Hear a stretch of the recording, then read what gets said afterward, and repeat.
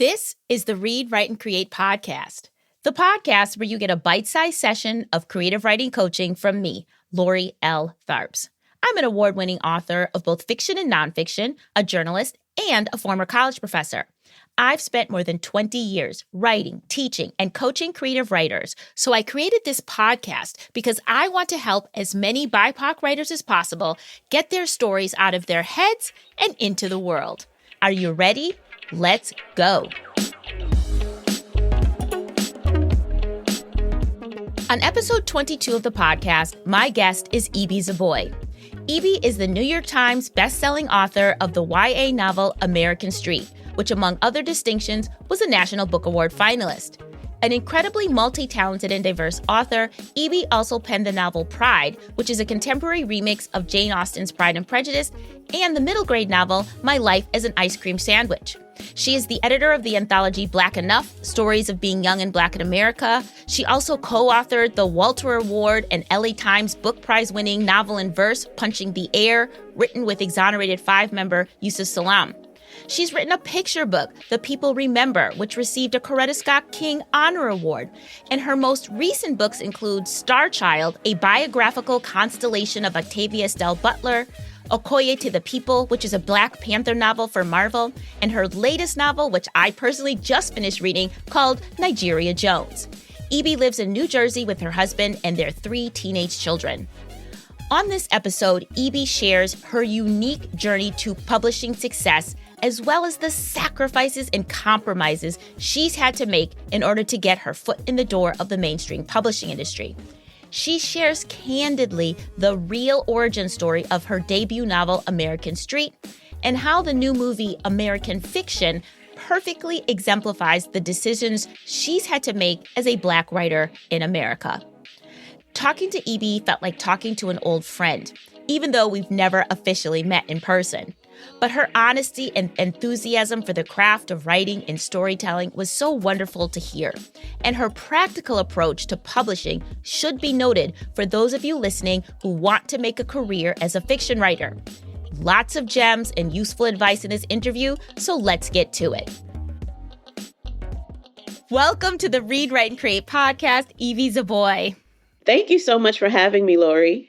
Well, it is an absolute pleasure. And before we get started, I just want to let everybody listening know that I really wanted to have you on the show. You're the last guest of the season because I am a huge fan of your work ever since reading American Street. I always tell people that American Street was the book that I read that made me realize that even as a woman of a certain age, I could still enjoy YA literature. I feel like everybody had gotten into YA. I don't even know what were the books at the time when American Street came out, but I was like, oh no, I've outgrown YA. Then I read American Street and was like, oh my gosh, this was such a good book. So I assumed that our conversation would really be just kind of about what's it like to be a YA author? You know, how do you find success in this genre? But then I started doing more research on your career, and I was like, wait a second, this woman has so much more to share than just what's it like to be a YA author. And I think that so many of your parts of your journey in becoming, quote unquote, an author really would be inspirational to our audience because your path has been, I'll just say unique. Everybody's path is unique, but your path is unique in that I think with all of the other authors that I've brought on here, I don't think a lot of them have had a similar kind of entree into the publishing world like you had. So there was a quote that I heard you say on another podcast. You said, quote, "My publishing journey is not my personal journey as a writer." And I thought that was so profound in some ways and also instructive for writers who are trying to make a living with their writing because there's not just one way to make it. So I want to spend this interview time together talking about your unique journey and why it is in fact different from your personal writing journey and how it can be instructive for writers to see what's possible when they say yes to different types of opportunities. So to set the stage, Can you talk a little bit about your love for spoken word poetry and how that became your kind of entree into getting your writing out into the world? And let me tell you that I spent many a nights at the New York Poets Cafe in New York City. So whatever you're going to tell us, I'm already excited.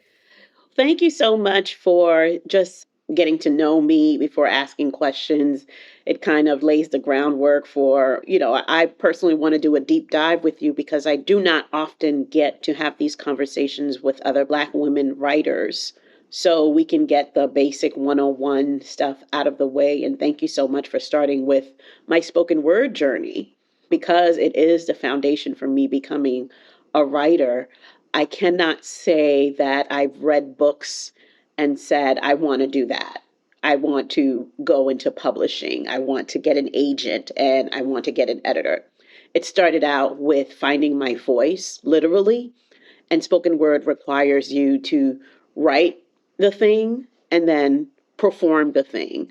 So it's a whole nother kind of experience because you get immediate feedback and the first few times I stepped onto a stage and read my poetry, I didn't read it, I performed it because I was mimicking what I already saw.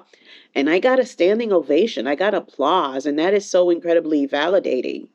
I actually won a few open mic nights. There was one that I particularly remember because it let me know what kind of writer I was. There was one slam poetry. It was, I believe, the African Poetry Theater in Queens, and they had one award that was literary, and the other one was performance. And I was like, that's genius because we're all not going to be actors on the stage. We're not always going to be using our bodies and making facial expressions. And some poets are really good at that. But I performed my poetry just standing still. And I had wordplay, I had metaphors, I had beautiful language. It's kind of like if you ever seen Jill Scott perform, and she's an R&B singer and she stays in one spot and just her presence alone takes up the whole stage. I'm not saying I did that, but I wanted my words to speak for itself. So that let me know then that I was a writer and I was a literary writer and I pursued that. That's so interesting because I actually just led a writing retreat and we were doing exercises to unleash our creativity. And we used poetry to do that. I always tell my writers poetry is like a free write. You don't have to do anything but play with your words. And I think that reading poetry, we're often told just read poetry to infuse your writing with more poetic language, for example. But I've never heard somebody talk about spoken word poetry as this way to get immediate feedback for your writing. Like, what an awesome validation that your words move people. I think nowadays people say, oh, go on social media for immediate validation of your work. You could get some response or write a blog post, because you have that immediacy. But it's not the same thing. They're not responding to your words, to your voice, to this message of your words. So I love that. So I know that what you fell in love with and the types of writing that you were doing trended into speculative fiction, fantasy, sci-fi. Can you talk a little bit about how that came out of spoken word poetry? Like, how are those two things connected for you? I did spoken word in the late 90s, and there was a certain kind of theme amongst all the poets. And I want to credit Saul Williams for that theme, where the poetry was sci-fi. It was sci-fi poetry. It was intergalactic. It was tall tales. It was the hero's journey. And it was about space travel and time travel. And those were the poems that moved me the most. So I tried my hand at it. Those were not the first poems. The first poem I remember just getting a lot of applause for was about my body and my ass in particular. I'm a curvy lady, and I was curvy 20 years ago. And the refrain was my ass, And I would say it in a certain way, it was provocative, but I flipped it and said my mind, right? And it was just me as a college kid just commenting on the male gaze and being admired for my intellect over my body. But the more I heard these other kinds of poems, I abandoned that sort of commentary and embraced this idea of, wow, in my words and in my poetry, I can, traverse the universe. I can contemplate the universe. And I remember reading for the first time Nikki Giovanni's Ego Tripping. And if you've seen it on the page or heard her read it, I remember A Different World had the character's performance. And it starts with, I was born on the Congo. And we did that as poets in the late 90s. We did that. We build on that tradition of the tall tale and this sort of boast poetry. And this is where sci fi was born. This was where, for me, I started to infuse Egyptology because I was learning about it. A lot of other poets were infusing African spirituality and mythology into their poetry and talking about Oshun and, oh, yeah, I am Shango, and it was so incredibly empowering to just immerse ourselves not only in the oral tradition, but in the mythology. And this is the sort of thing that was is not documented. We didn't know that young people were creating this sort of dynamic in New York City in the late 90s. And it was, for I'd never got on the stage at New Eurekan, but it was Brooklyn Moon in Brooklyn. There was something called a Tea Party in downtown Manhattan, all these hole in the wall spaces. Nobody was coming to document us at the African Poetry Theater in Queens. It really was a moment. And I believe there was one person by the name of Pierre Benu who had some footage, but we didn't have our phones there and nobody was recording. So it's one of those things that you will never know unless you were there. And there's so much of our story that is not documented. But yes, this is where when I was introduced to Octavia Butler. In order to write your best poems, in order to perform your best self and use wordplay and just make connections to literature and life and art, you had to be a reader. And these poets were readers, were avid readers. I remember I had one of my little boyfriends who would take me to Forbidden Planet in New York City, which is a huge comic book store over there in Union Square. And he was a comic book reader. And, that introduced me to Black Panther, the comic, in the late 90s, because these spoken word poets were nerds. It was just a whole bunch of well read, artsy Black nerds who wore their hair natural and wore an Egyptian musk and carried around incense and wore Afrocentricity with pride, but they were also well read, and those people knew who Octavia Butler was and knew Wildseed and Kindred. And at that time, Parable of the Sower had just come out. So all of that introduced me to a world where alternative Blackness was celebrated. And this is where I became a writer because these people were writers and artists and dancers and singers in an alternative space. So this is where my writing self was cultivated. That is so fascinating. And I'm feeling you writing a new book about that time period because that's just like the connection between maybe Black nerd culture, Afrofuturism, and poetry. I don't feel like that time period, like that's a whole movement that I learned by reading about you. You know what I mean? Like I'm hearing about it through you. So I think, more people need to understand that there was a time period where these connections, maybe a lot of people do know about it, but I do think it would be an interesting story to tell, document in some way. But you mentioned Octavia Butler. I know you have this incredible connection with Octavia Butler. Can you tell our listeners the story of how you met her? I think that's just brilliant and badass that you're like, I'm just going to call her up, right? Tell us about how you actually met her and then the nature of your relationship moving forward, including Star Child. We're going to jump backwards and forwards a little bit, but I think that your relationship with Octavia Butler is so kind of fundamental to your writing journey, the beginning of it, that I think we should hear about that from the beginning. I want to step back for a little bit. Do you mind if I bring you into this? No. Okay. Meaning, I remember you had a book with someone, Ayana Bird. Yes. Hair Story or Hair? Yes, Hair Story. Was it the late 90s? It was the late 90s, right? It came out in 2001. Yes, exactly. I feel like you were part of, I remember that. And I remember the photo of you.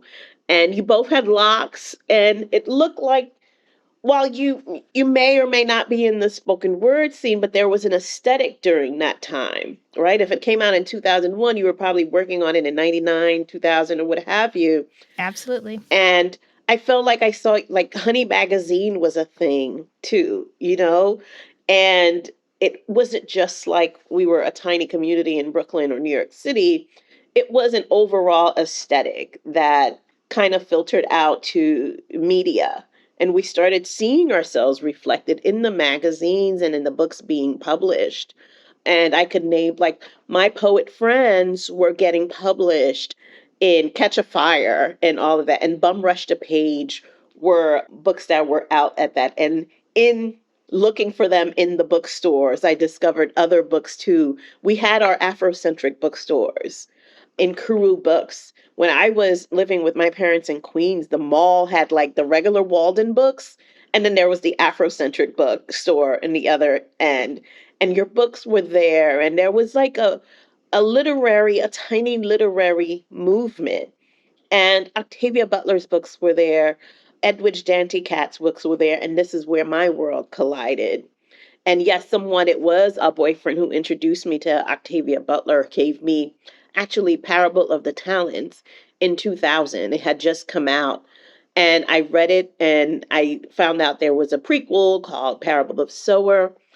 And this is like very, very early internet, able to look her up. Well, what does this author look like? Oh my goodness, I love the way they're thinking. This is amazing. I want to do that.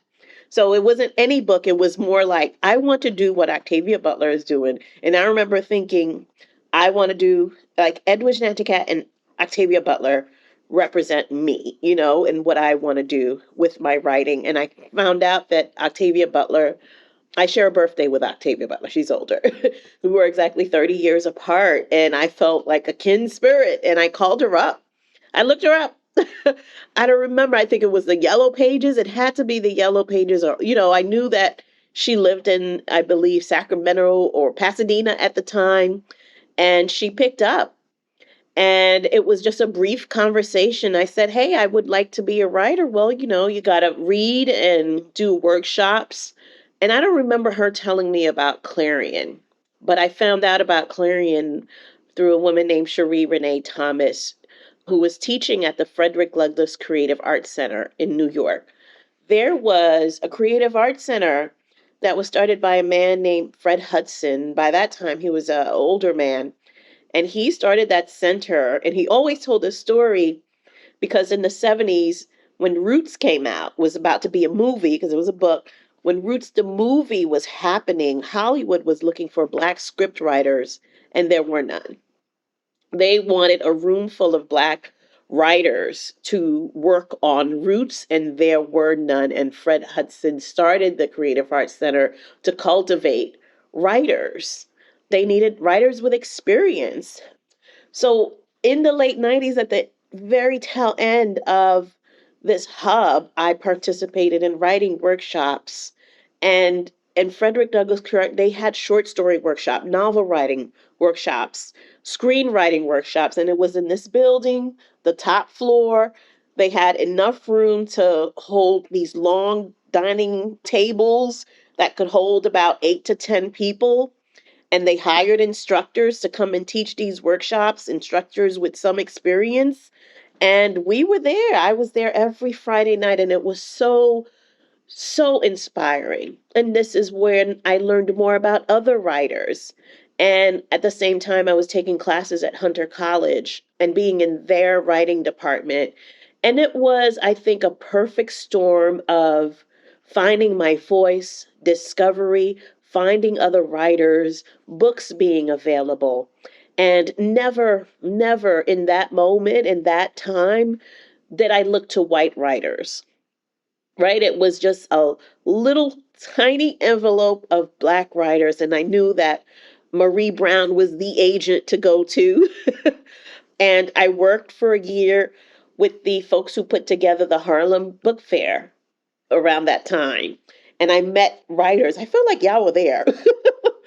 So it was just, this is my foundation. My literary foundation is Black writers, and they were accessible. Toni Morrison, I went to an event and Toni Morrison was right there. You could touch her.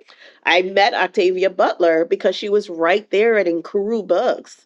And she got into my car because I was like, hey, where are you going? And she was like, going to the city. I was not going to the city. I was going the opposite direction to Queens. And I was like, that'll be on my way. I can take you. And there was Octavia Butler in my, and it sounds, people, I say this story now and recently, they're like, oh my goodness, she's since passed away, of course. But at that time, our writers were our writers. They were right there in the community. If you were a young person and you aspired to be a writer, they were not inaccessible. They were not the rock stars that we tend to make them out to be. You wanted to see a particular writer, you could reach out and touch them because they were accessible and they were part of the community.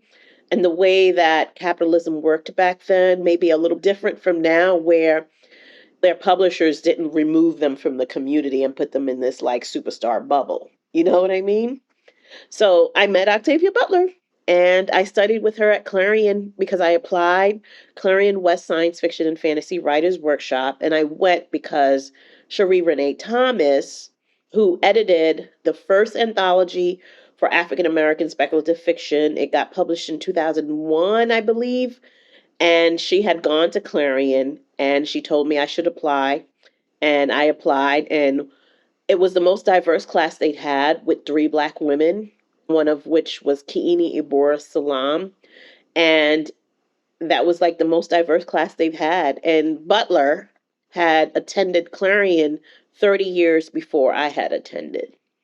So that's a little bit of my origin story with Octavia Butler. And years later, I published a children's book about her. It was published last year called Star Child, a biographical constellation of Octavia Estelle Butler. And it is just a short biography for young people, just to let them know that she was a 10-year-old writing science fiction stories in 1957, when we don't usually see Black girls imagining the world in that way. And she wasn't necessarily fighting the good fight in the civil rights movement. She was imagining magical horses and Martians.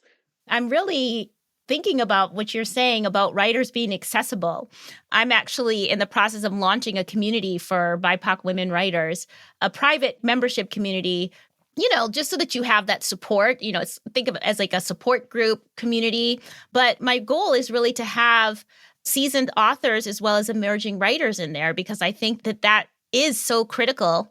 And I'm just going to take that clip and maybe put it as the commercial for my community, because that's how writers are born, right? And that's how we learn, is by learning from our elders. And I've been talking a lot about literary ancestors on this podcast, but we don't need to wait for them to die to learn from them. In fact, it's probably better if we could ask our questions right away. And I think there's also something really useful for people who are of a certain age, like myself, who know that we are passing the torch, sharing lessons learned. I mean, it makes us feel good too. Like, maybe it was a long time since our last book came out, but to know that we're nurturing the next generation of writers also gives us purpose, right? It brings another level of purpose to our work. So I love that you were able to call Octavia Butler just 'cause and give her a ride to where she needed to go. It does sound amazing today when we are so separated and everybody has to be celebrity. I think like celebrity culture has bled into just about every facet of life. So thank you for sharing that. Now, So it sounds like at this point in your career, you are into speculative fiction, Afrofuturism, fantasy. But your first novel that comes out is American Street, which I would not put in the category of fantasy or speculative fiction. It's a beautiful story. Like I said, it was amazing to me. It drew me in as an older adult, not as a young adult. It was nominated for a National Book Award. I would describe it as a coming of age story about a Haitian girl who comes to the United States as a teenager and grapples with that life-changing experience. So can you tell the listeners how the book came to be, how it came into your as an opportunity, and just talk a little bit about the process of working with a book packager, if that's what you consider Alloy Books. I'm not sure if that's the proper term. So, in order for me to talk about that journey, I'd also have to talk about motherhood and money. Which we all love to talk about on this Right. podcast That's because it's very real. real. It's very real. So, 9 books in now, I can honestly say we've had Black women writers, we've had women writers, of course, but women authorship and motherhood is its own unique experience. And Black motherhood and being an author, I don't know how many of us have really, really talked about that. And the only thing that comes to mind is In Search of Our Mother's Gardens by Alice Walker, a writer in spite of, not despite of, I think she said is a quote from one of her essays. So I became a mother and I got married before I started Clarion in 2000. And I became a mother after I went to Clarion in 2002. And Clarion West is like a big deal if you're a speculative fiction writer. It was a big deal back then. And to study with Octavia Butler, Nello Hopkinson was another author back then, is something that you put on your little, little cover letter. And when we used to send out short story proposals or your novel proposals. So it was a big deal. Nnedi Okorafor attended Clarion. There was a Clarion West in Seattle and Clarion in Michigan. And she attended the same summer I did. So you know that that program birthed some powerful writers. And after that, I became a mom. And then I became a mom again and a mom again. So it's about 10 years of full time mothering and writing and getting some stuff in. I ended up being in Sherry Renee Thomas's second anthology called Dark Matter, Reading the Bones, and a short story I had worked on with Butler at Clarion made it into that anthology. And it was the sequel to the first one, Dark Matter, a collection of African American speculative fiction. And it wasn't until 10 years later, 2011, that I decided to really get my feet back in the game. And I attended VONA, Voices of Our Nation's Arts Workshop, which was started by Juno Diaz. And it was just all for writers of color. And again, I'm immersed in this world where I'm around Black and Brown writers. The only exception was Clarion, but I had Octavia Butler and the 2 other women there with me. And I had always been just looking for community in the writing space. And VONA was just that. And I studied, my workshop instructor was ZZ Packer, who has put out Drinking Coffee Elsewhere many years ago. And I can honestly say, after having done Clarion West 10 years prior, I was not satisfied with the program and I needed more rigor.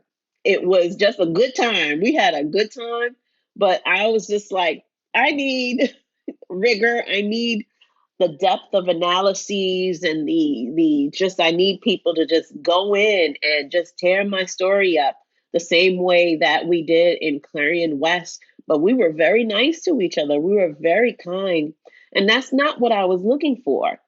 And it was in that moment that I realized I need something that more rigorous. And the following year, I started my MFA program in writing for children and young adults. I decided to go into writing for children and young adults because I had read some books that were fantasy and science fiction. Nnedi Okorafor's first books were for children.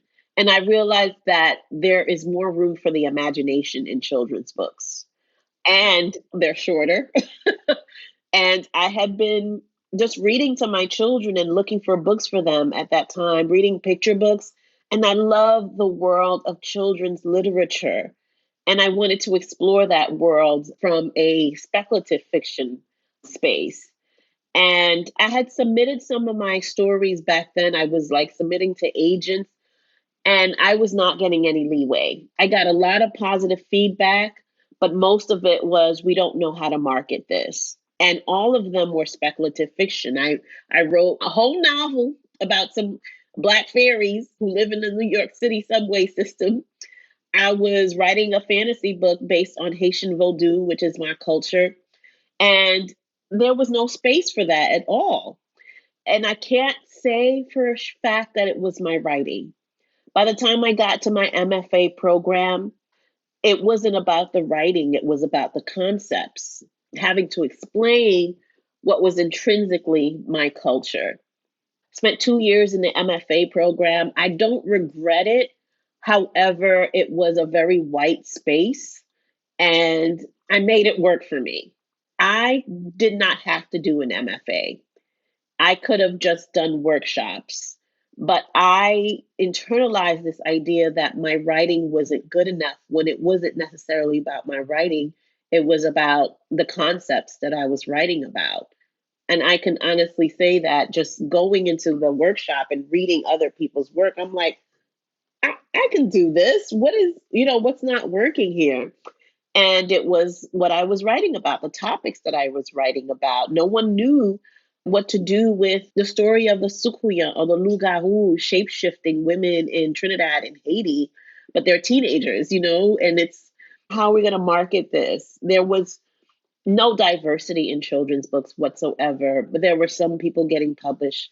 So 2014 is when I got my first agent, and it was because there was a white editor who created was it a GoFundMe or Kickstarter to start an imprint for speculative fiction, science fiction, and fantasy books of color.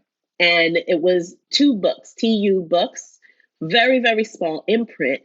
But at that time, with social media being a thing now, when people doing live journal and all of that, there were people calling out this lack of diversity in children's books. And I knew some of them. And the other layer to that was the lack of diversity in science fiction and fantasy books for children of color. And my first cover letter for my middle grade fantasy said, and I quote, "How come Black kids don't do magic?" And in books. And I was referring to, we have all these magical abilities, right? We can do magic too. We have the history, we have the culture, but children's and Black children's imaginations were not being seen on the page. This was in 2006.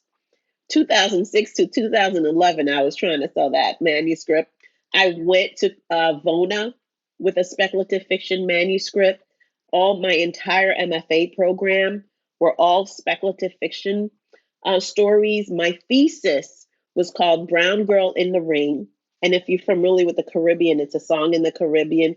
There's a brown girl in the ring, tra la la la. That's a ring game.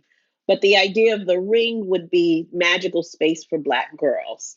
So I was writing about Black girl magic before Black girl magic was a thing. And that was my thesis about how Black girls need to be empowered through stories, and they need it the most. So I graduated in 2014. 2015 is when We Need Diverse Books started, where there was a Twitter call for We Need Diverse Books. The organization was formed. At that time, I had an agent. There was an editor looking at my speculative fiction manuscript about shape shifting teenage girls. However, one of my first bylines for the New York Times was reviewing a Haitian children's book called Hold Tight, Don't Let Go, written by a white woman who loves Haiti. She'd lived in Haiti. It was a fine book. And that it was a book review for the New York Times. And maybe a couple of weeks later, my agent gets an email from Alloy Entertainment. Alloy Entertainment is a book packaging entertainment company where they come up with ideas and get people to write it. They're responsible for the Sisterhood of Traveling Pants, Pretty Little Liars. And at that time, Nicola Yoon, the author, she was their author too, with Everything, Everything. And Nicola Yoon's book was immensely popular that year. So I get an email from my agent saying, this is an idea that they have. Are you interested in working on this? And it was about a Haitian girl who moves to Detroit and has three cousins. And I'm like, I don't know about this. I don't trust these corporations, and I have my own stuff. And when I saw the pitch, I rolled my eyes like, whoa, whoa, whoa, black pain, black pain. And I called a mentor of mine. I called up Edwidge Danticat. And I was like, this is happening. What do you think? And she said, well, they will promote your book. They will definitely promote your book. And in hindsight, I think even with Edwidge Danticat, I believe that you can have a great book, but you can still be published, but the marketing won't be there. And there was no doubt that their books were successful. And I spoke to a couple of people, and I really, really wrung my hands around this. I wasn't listening to my agent really, but I needed some Black people to give me, like, what are your thoughts on this? And they had published a Black woman, and she was doing well. And at that time, I was just like, I need to, get a bigger apartment. We were renting 2 floors in a brownstone. But I was like, you know what? I don't know. This is my way in.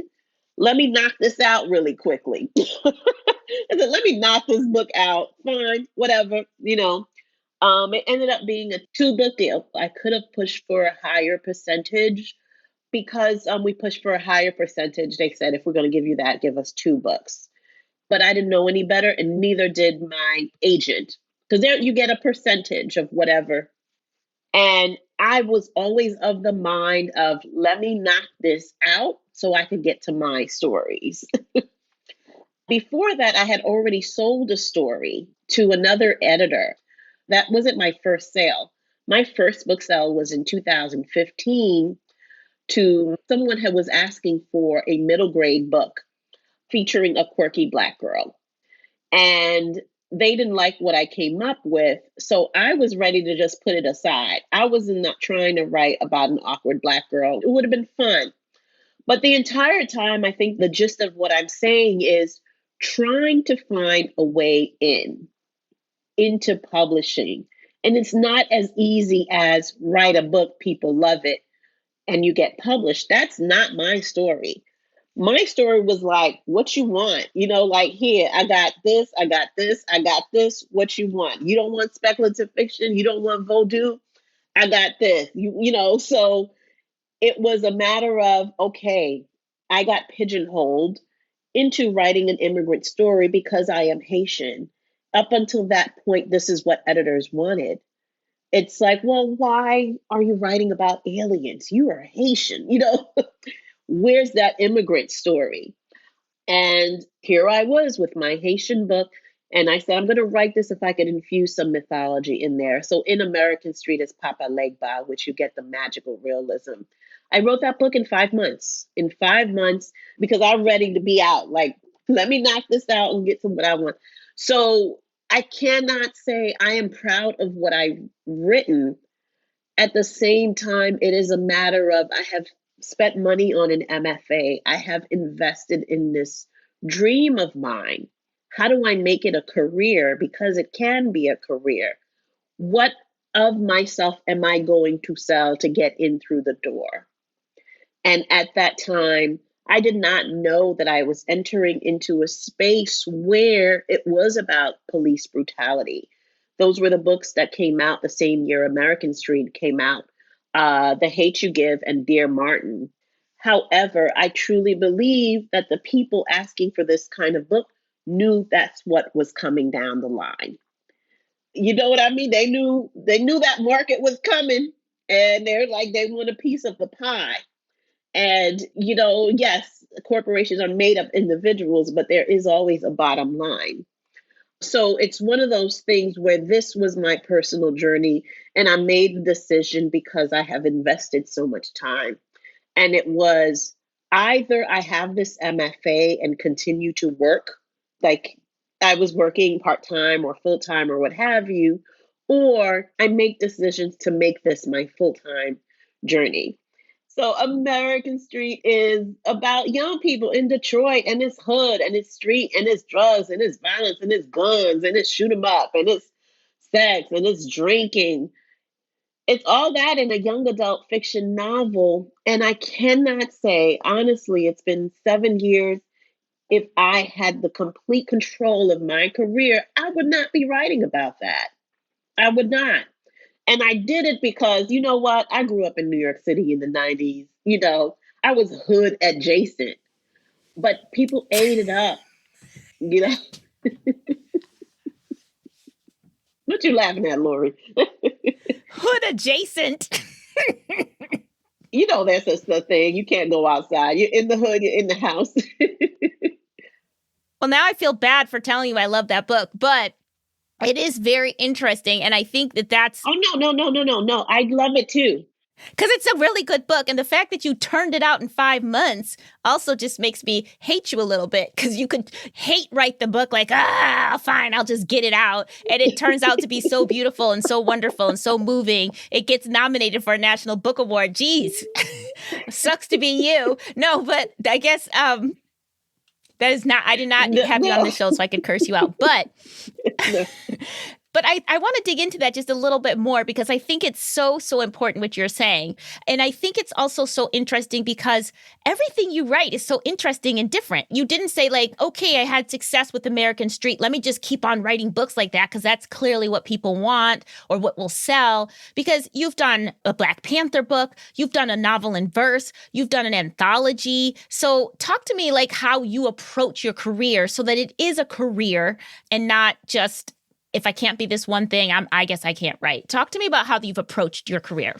I do say I did write American Street with my heart because I created characters that I fell in love with and I respected them and told the story of Detroit and its history and its people. So it wasn't haphazard because at that point I had already gained the skills to write something well. So once I agreed to do it, I did it. It wasn't so much hate writing. It's like, all right, you want hood, I'm gonna give you hood. In terms of just making sure that I do make it the best that I could possibly make it. And I wanted to add that the second book after American Street is Pride. And the story behind that is because American Street was so tragic, I've said, I'm writing a love story. I'm writing a love story, nobody dying. Let me write a happy family. They're good. However, my editor, they wanted a hook. What's the hook? And I wasn't coming up with the idea. I'm like, okay, this is a packaging company. You're not getting my ideas. Give me something, but it has to be romance. And they did come up with a Pride and Prejudice retelling. So that's how that happened. And in the process of just like a bunch of books coming out, I came up with the anthology. So my approach to my career is you don't know what you're going to get next because I like to explore. I do not want to pigeonhole myself. If I find something that does really well, guess what? It's not happening again. Thank you. Because my motivation is not money or validation. Because I realized in this business, yes, people will love American Street, but if I write a book about a very intelligent Black girl who was self determined, and while there may be some problems in her family, but at the end, there is no family dysfunction, there is no abuse, there is reconciliation and healing, that is not as popular as my Shoot 'em Up Bang Bang book. And, you saw that trailer for American Fiction. It is spot on. That is an old tale for Black people in the entertainment industry. The more stereotypical your content, the more popular you're going to be. And if you're right about niche Blackness, alternative Blackness, people don't know what to do with that because this is not what we're used to. Who are these people? So in that case, I can't be writing the same thing, seeking that sort of validation when your validation is rooted in stereotypes and half truths about us. So, because of that, I'm not going to seek that validation and make sure that I write the stories that I want to tell that young people need to hear. But I am also smart in that if one book I know doesn't do well, you're getting a slightly more commercial book the next time around. So I do play that game a little bit where it's not going to be trendy, but I know that a literary slow book that requires deep dive and critical thinking, I'm not going to keep writing those same books. So my next book is faster pace and is a novel in verse and it's speculative fiction. I'm finally writing speculative fiction so that I don't kill my career, so that I still keep eating. So it's a daily balance of validating my creative soul or feeding my creative soul and actually feeding my family. And this is where motherhood and Black womanhood and being financially savvy come into plays without sacrificing your soul to be a peg in the reel. That's actually a perfect segue for my next question. So these next questions that I have are a little bit more practical.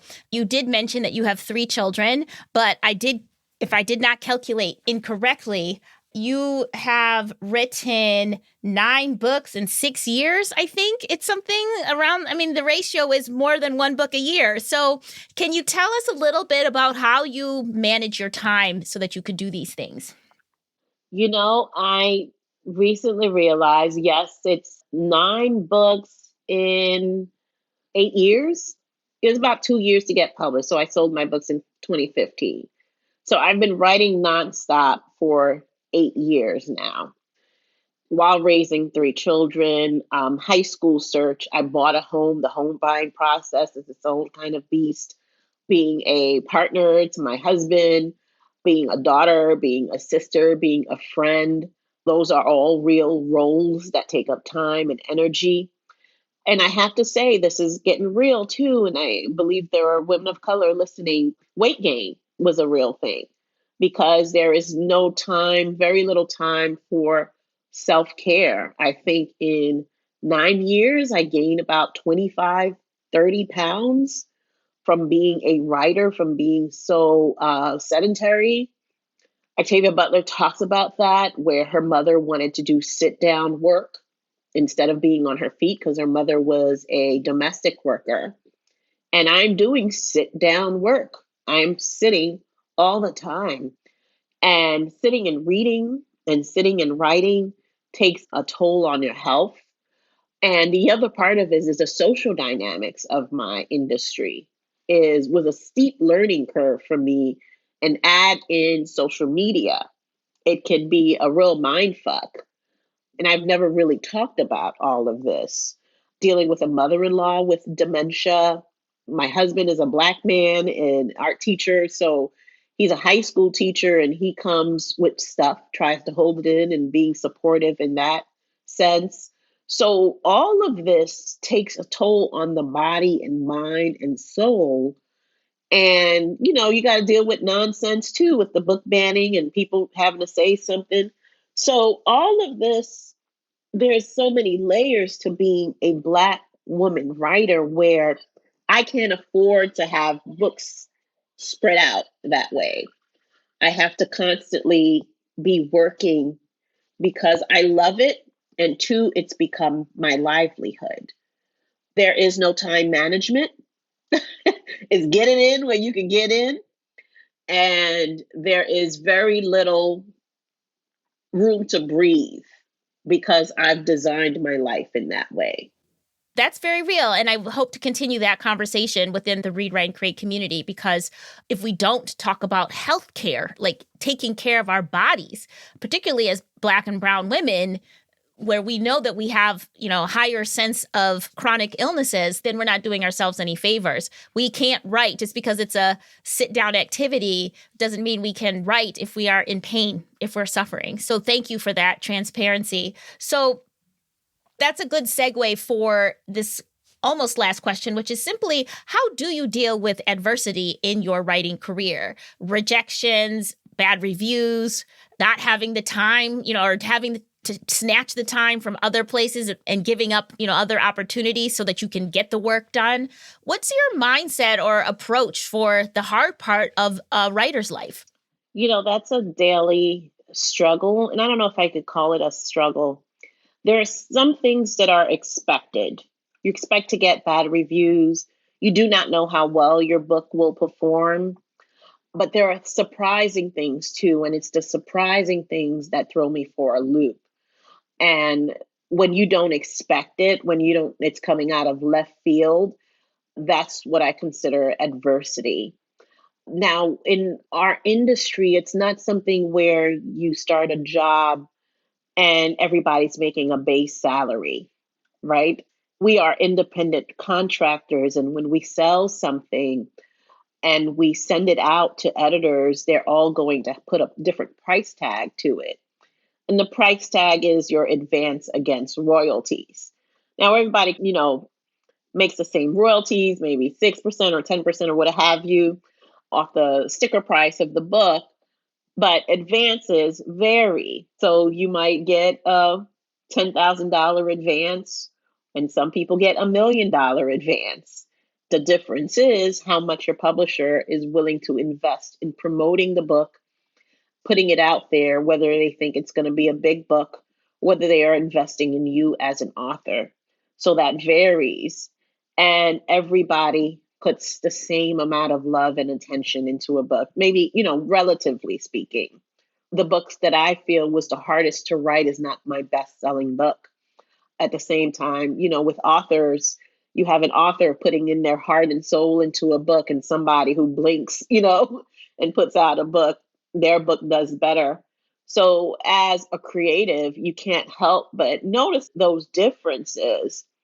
And people will say that, I've heard the saying is that comparison is a thief of joy. However, in this business, it is based on comparison because there's something called comp titles where you're saying, this book is like this book that did well and this book that did well. And it is a competition because people love their year-end lists or the bestseller lists. And it's one of those things that you kind of turn your eye away from. You want to say like, oh, don't compare yourself. But this business is absolutely based on comparisons because we are celebrating our lists, our bestsellers. You will celebrate yourself if you are a #1 New York Times bestselling author, and that goes on everything. And if you are the best-selling author, that means somebody else sold crap, And how do you create community in the midst of all of that competition? I don't know if you can. And people try to, and social media muddies the waters a lot. So that is the adversity in my work, my chosen career path.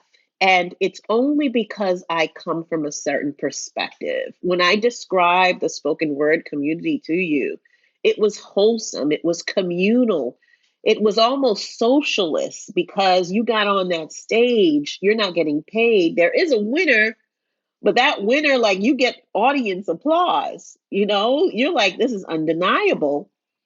The audience loves this. I love it too. You win.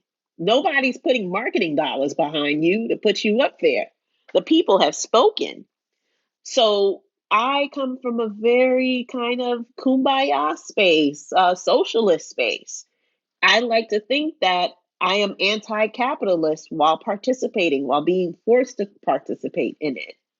So in my industry, there absolutely needs to be a community of writers coming together.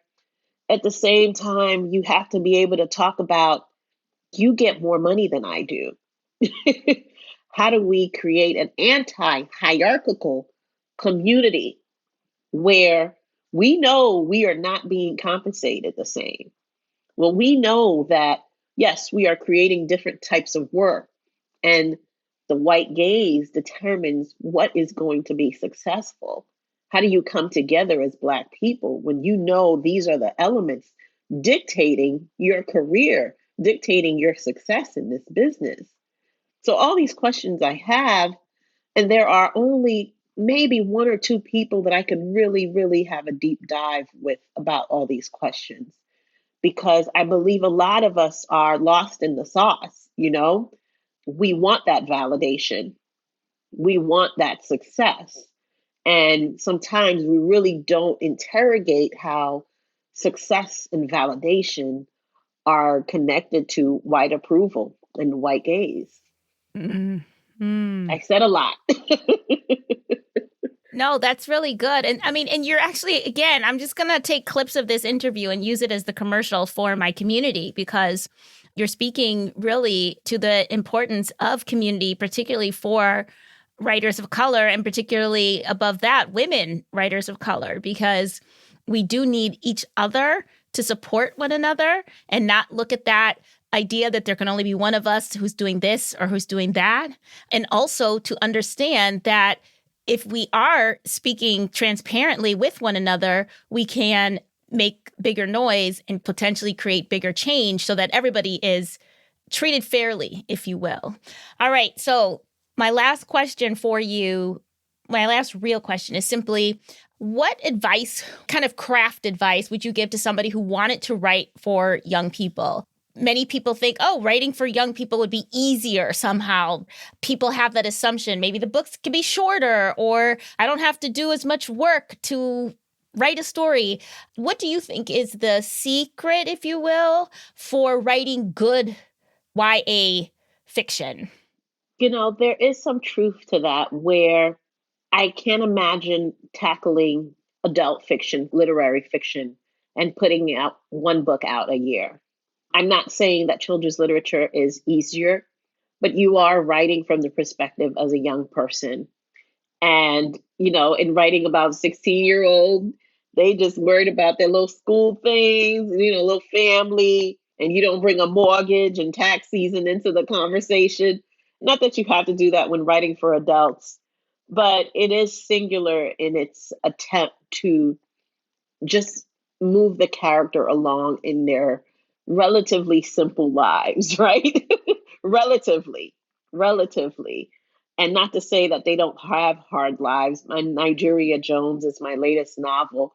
A character is dealing with her radical separatist family, and her mother is gone, and she finds out that her mother wanted her to attend a Quaker school. So I make it more complex by adding those elements in there.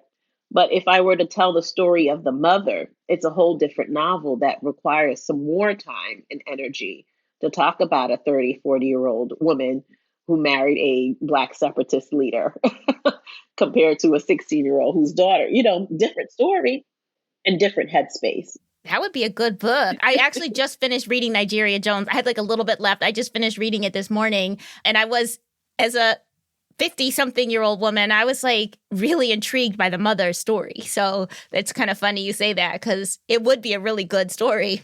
Yeah, and it requires a different headspace and different creative space.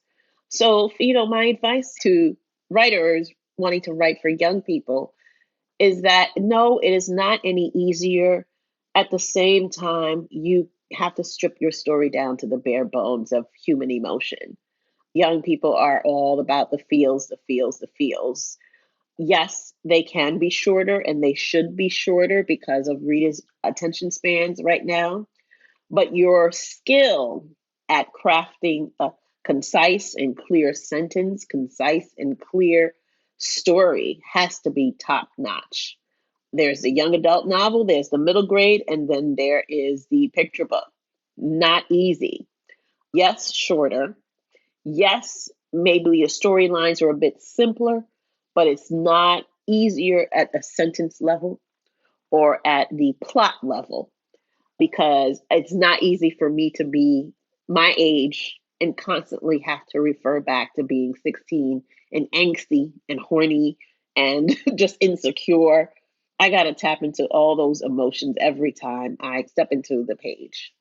Yeah, that's why I think it's always harder. I mean, I'm always in awe of people who write for young people, because you do have to step into a time period where, even though we've all been children, with wisdom, we forget how silly and foolish we were at, 16, at 15, at 13. Oh my goodness. So yeah, so I think that disavowing yourself that it's somehow easier is probably the smartest thing to do. So, like I said, I just finished reading Nigeria Jones, and I want you to know that I bought Nigeria Jones in a bookstore in the Netherlands, not even in Amsterdam, but in The Hague. So your words are traveling the world, which is exciting, I think. Oh, that's wonderful. Mm-hmm.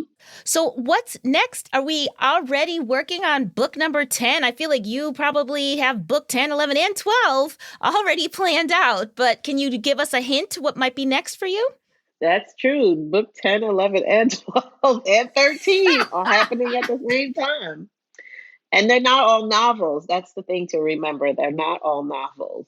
So my next book is a novel in verse, and it is speculative fiction. I am so excited to be entering the world of speculative fiction in my stories. And it's a novel that was my grad thesis back in 2014 that I've revised and turned into a verse novel. And I'm so excited about this one. So it's fun. It's different from my Nigeria Jones, different audience maybe, but I'm going to be tackling some heavy topics that young girls face through Caribbean folklore. I am very excited for you because that sounds like all of the different elements to Ibi Zoboi, the speculative fiction, the Caribbean, the verse, the poetry. It's exciting to see that you can now pull together all of these different elements from your past into this new book. So we will keep our eyes open for it. Is there a pub date for it already or not yet? It's been pushed to winter 2025. So you probably won't hear anything about it until you probably get a cover maybe around summer. I'll say for your listeners only, it's called Skin. Real simple, Skin. Oh, I love it already. Very exciting. All right. And, depending on when people listen to this episode, it could be right around the corner when this could be the preview for that book. Awesome. So where can people follow you on social media, or is there a website that you like to send people to? Of course, we'll leave all the links in the show notes, but just let people know where they can follow your career and or your social media handles.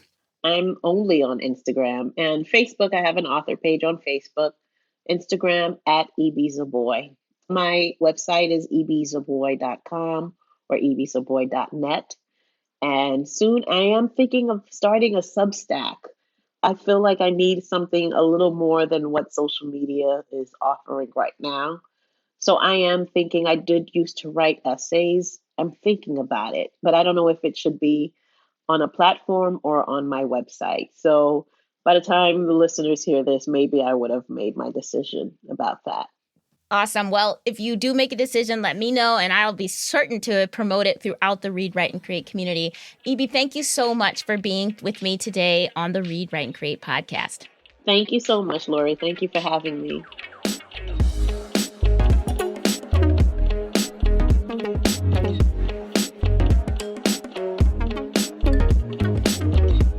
Wasn't that a fabulous interview? Ibi Zoboi is the real deal, and I really appreciated her honesty and candor about her journey in the publishing industry. Here are some key takeaways from our conversation. 1. Spoken word poetry can be an excellent way to get immediate feedback on the power of your writing. 2. A supportive community is an invaluable resource for a writer trying to make her way in the world. 3. Reach out to your writing heroes. You never know if they might need a ride uptown, and they might be more than happy to offer some wisdom and advice. 4. Having a sustainable writing career is, quote, a daily balance of feeding your creative soul versus actually feeding your family. Sometimes you have to take the jobs that just feel like work, and then you follow that up with the work that you love. And number 5, Black kids and other kids from marginalized communities need magic in their literature too. So if that's the kind of writing you want to do, please get it out into the world. I hope my conversation with Ibi Zoboi left you inspired and motivated to write. I hope you feel a deeper connection and commitment to your own literary projects and practice. Hey, everybody. I just want you to know that this is the last episode of Season 2 of the Read, Write, and Create podcast. I know, I can hardly believe it either.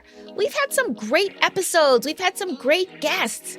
And, I remember starting this season thinking about community, and we ended this season by launching a community for BIPOC women writers. Yes, we officially opened the doors to the Read, Write, and Create Sanctuary just last week, and it's already popping inside. Thank you, everyone listening who's already applied and joined the sanctuary, and those of you who have supported my efforts to turn it into a reality. If you are a BIPOC woman writer looking for a supportive and active writing community where we support and celebrate BIPOC women writers who want to get published and get paid, then visit the Read, Write, and Create website and click on the Sanctuary tab. And while you're over there at readwriteandcreate.com, check out all of the creative writing inspiration and useful resources for your literary life. You can also sign up for the Read, Write, and Create newsletter, which is the first place where you'll find out about my latest classes and creative offerings. I know we're getting very close to the end of December, but it is still officially holiday/gift giving season, so make sure you check out the Read, Write, and Create gift guide for BIPOC writers and readers in your life. We have curated an amazing guide with some really unique gifts listed that your reader and writer friends will love. Plus, because I'm always thinking about my writers, the guide is not too long, so you can find a quick gift for that special somebody and then get back to your writing. Bonus, we try to include gifts created by BIPOC-owned businesses. Not everything on there is owned by BIPOC businesses, but many of the gifts are. And there are some extra special coupon codes that members of the Read, Write, and Create community can use to get discounts on some of these items. So please check it out. It's on the Read, Write, and Create website, but I will also leave a link in the show notes. Whatever holidays you are celebrating this December, I hope they are merry and bright. I, for one, plan on celebrating the Icelandic holiday tradition of gifting books and sweets to your loved ones on Christmas Eve, followed by an evening reading, eating, and snuggling by a fire. Doesn't that sound like heaven? It is an actual holiday in Iceland. I cannot speak Icelandic, but the translated name of this holiday is Book Flood. So yes, I will be celebrating Book Flood on Christmas Eve, and I hope some of the rest of you will too. Let me know if you do. The Read, Write, and Create podcast is produced by me, Lori L. Tharps. Our editor is Brad Linder, and our theme music is by Walter Award. I'll be back after the holidays and a short break in January. You can expect new episodes of the Read, Write, and Create podcast back in your feed in February. Make sure you are subscribed to the show so you don't miss us when we come back. And if you are thinking about gift giving, I'd love the gift of a rating or a review for the show. Until February, people, keep writing and keep creating.